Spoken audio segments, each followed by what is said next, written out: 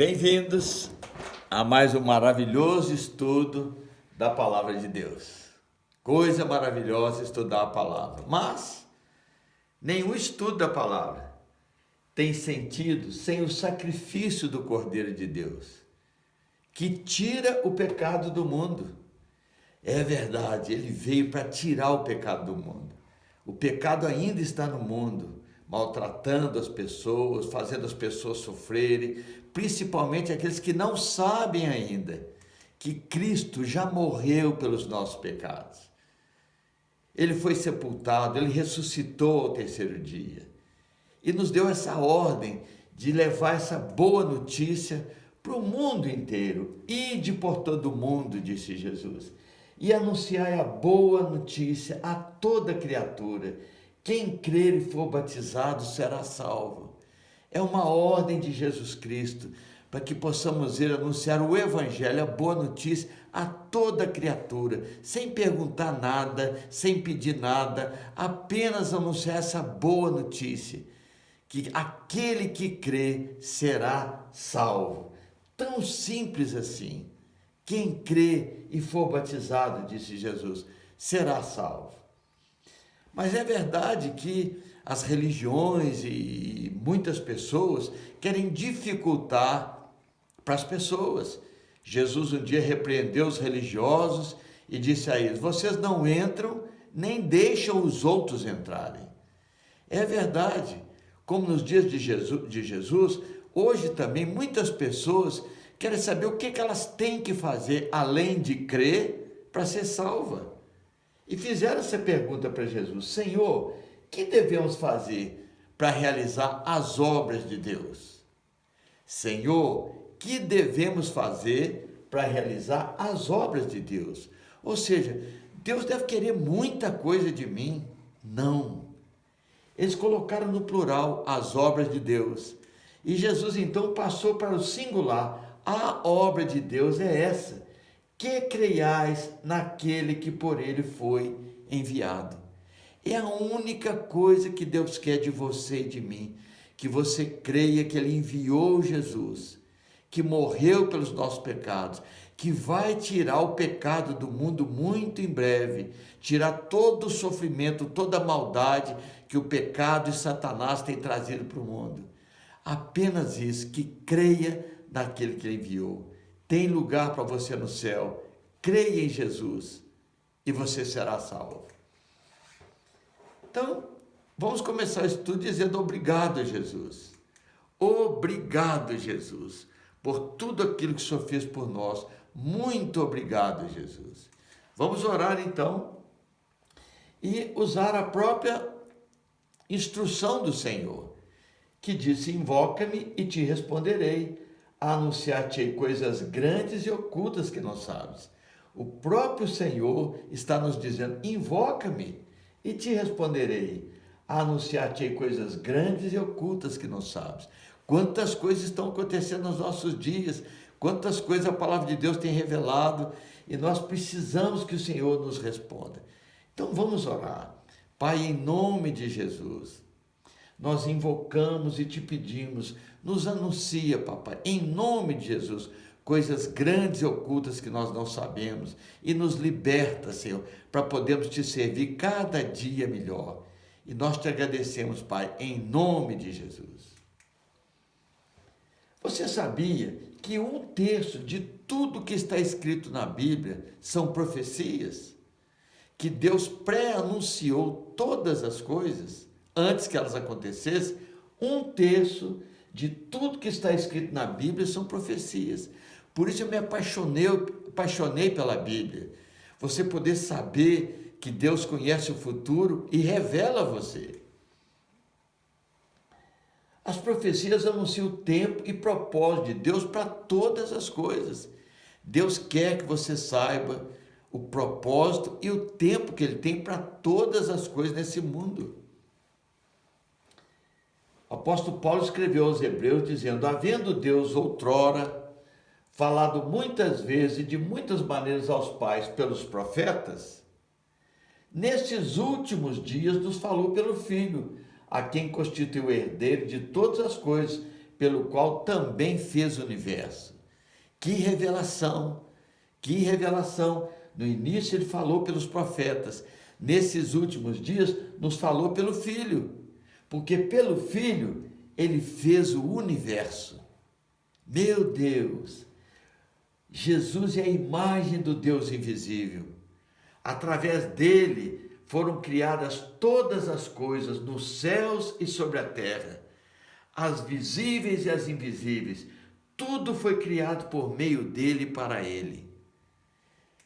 Que coisa maravilhosa é descobrir quem é aquele homem na cruz. Jesus Cristo é Deus. João diz: do princípio Jesus era o Verbo estava com Deus e o Verbo era Deus. Todas as coisas foram feitas por meio dele, e sem ele nada do que foi feito se fez.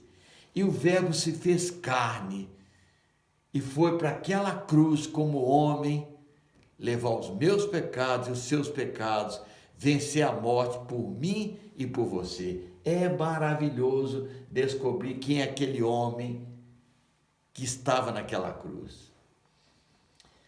Como Paulo disse, havendo Deus outrora falado muitas vezes, de muitas maneiras aos pais pelos profetas, desses últimos dias nos falou pelo Filho. Não só pelo Filho. Quando Jesus voltou aos céus, ele falou pelos anjos também, aos apóstolos. Esse Jesus que dentre vós foi assunto ao céu, virá do modo como viste subir. E ele tem falado nos dias de hoje, através da sua palavra, e através de tantos homens no mundo inteiro, que têm estudado a palavra de Deus e que sabem que Cristo virá outra vez. Primeiro para nos buscar, conforme a sua promessa. Depois viremos com ele, para ele começar seu reino eterno aqui nesse planeta Terra. Então, nesses últimos dias nos falou pelo Filho. Desde o nascimento de Jesus, no calendário de Deus, o mundo passou a viver os últimos dias. Porque se ele tem 6.000 anos para o homem nesta terra, 4.000 anos já passaram. E se para Deus 1.000 anos é como um dia, então a partir de Jesus, no calendário de Deus, o mundo passou a viver os últimos 2 dias, ou 2.000 anos. E já se passaram 2.000 anos, ou 2 dias no calendário de Deus. Como Pedro escreveu: há todavia uma coisa, amados, que não deveis esquecer. Não deveis esquecer que para o Senhor um dia é como 1.000 anos, e 1.000 anos como um dia. Então esses 2.000 anos para Deus foram apenas 2 dias. Por isso que está escrito que estamos vivendo os últimos dias. Então no calendário de Deus estamos vivendo a última hora. Já não é nem os últimos dias. Eu creio que é a última hora ou minutos do tempo do fim. Por quê? Porque Israel já voltou para a terra. Israel está lá como um sinal de que estamos vivendo a última hora ou minutos do tempo do fim no calendário de Deus.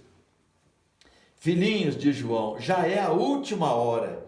E como ouviste que veio o anticristo, também agora muitos anticristos têm surgido, pelo que conhecemos que é a última hora.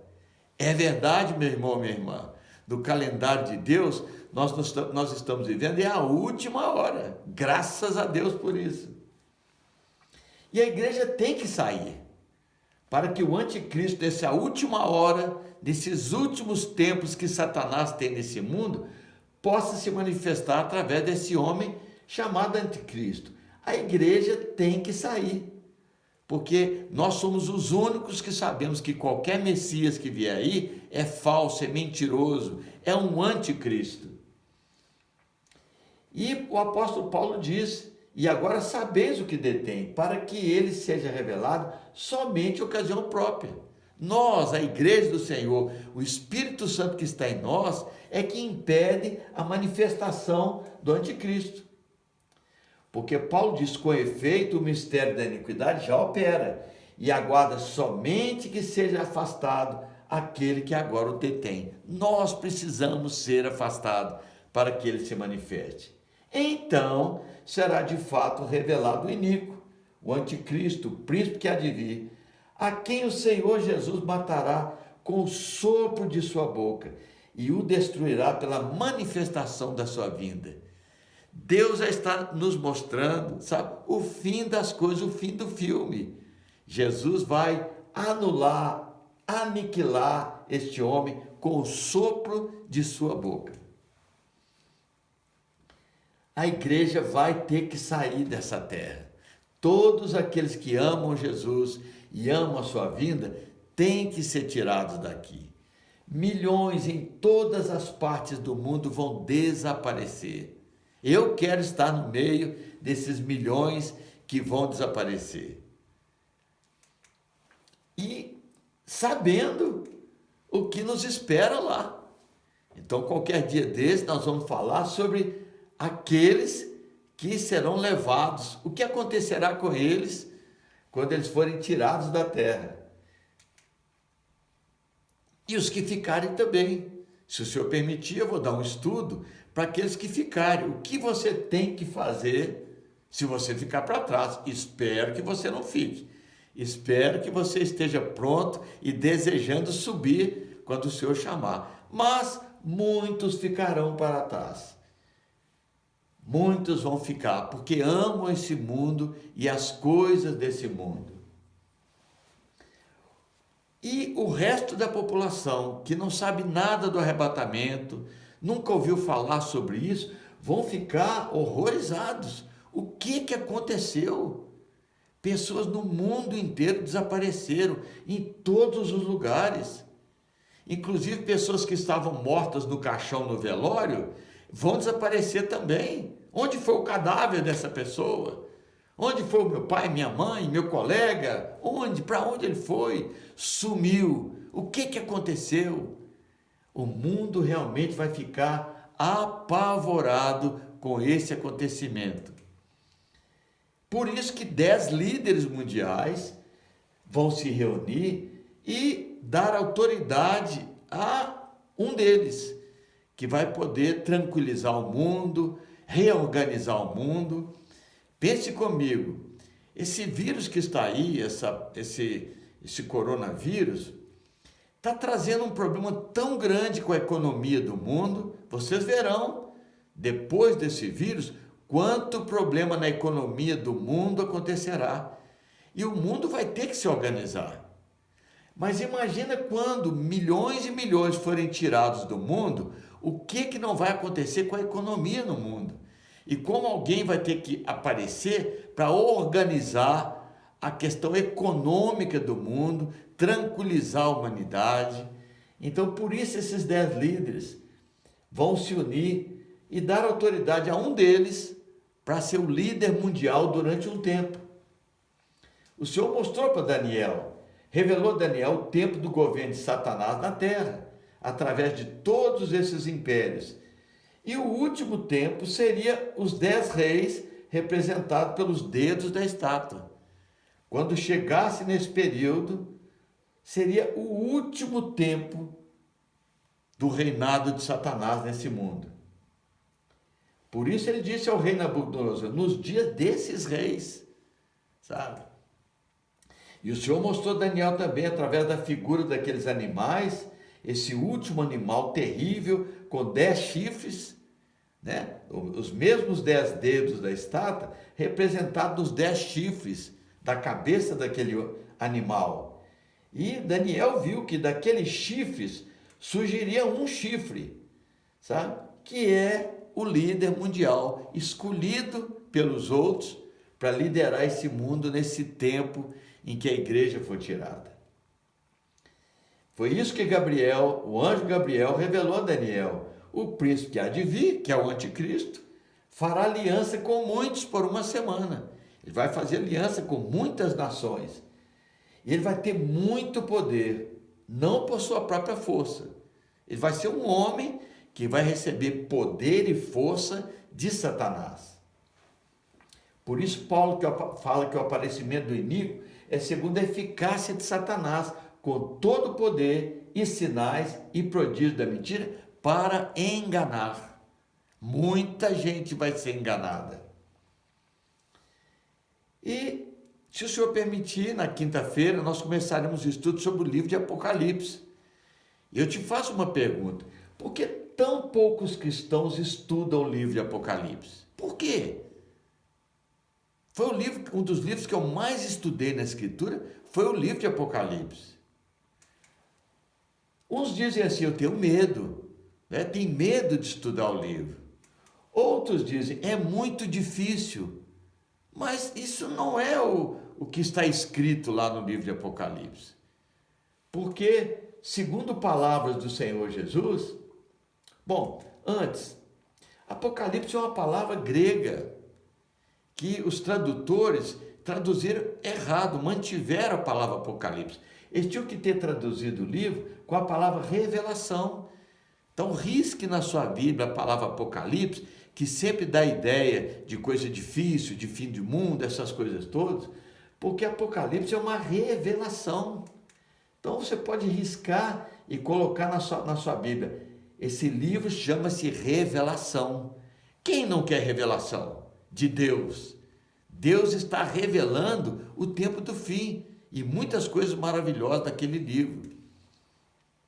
Por isso Jesus disse: bem-aventurado aqueles que leem esse livro e que ouvem as palavras da profecia desse livro e guardam as coisas escritas nesse livro.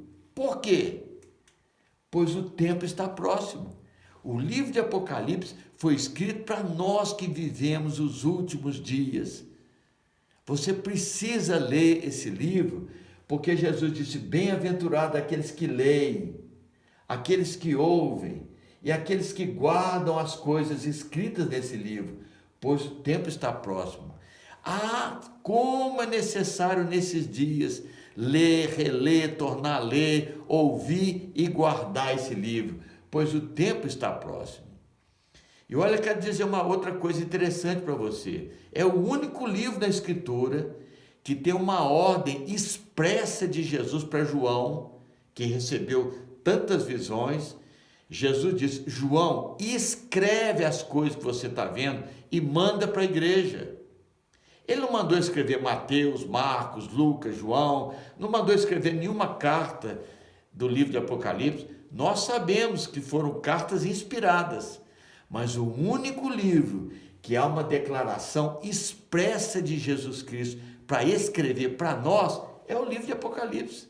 Então não tenha medo, ele não é difícil, ele é muito fácil e, com a graça de Deus, a partir de quinta-feira nós vamos estudar algumas coisas desse livro. Nesse livro, João teve uma visão de uma mulher com a lua debaixo dos pés. No tempo do fim, o Senhor mostrou que Israel estaria de volta na terra, porque essa mulher é a nação de Israel. Muitos, durante muito tempo, achavam que era Maria, né? Porque ela deu à luz a Jesus. Mas não aconteceu com Maria nada do que está escrito que vai acontecer com essa mulher. Outros achavam que era a igreja. Não, essa mulher é Israel que voltaria para a terra. E João viu essa mulher no livro de Apocalipse. E João também viu um dragão perseguindo essa mulher. E é isso que vai acontecer nos tempos que virão pela frente aí. Israel será terrivelmente perseguido por Satanás. Não é um dragão, não é uma mulher. Essa mulher é a nação de Israel, esse dragão é o querubim caído, é Satanás, que vai dar poder ao anticristo para perseguir essa mulher.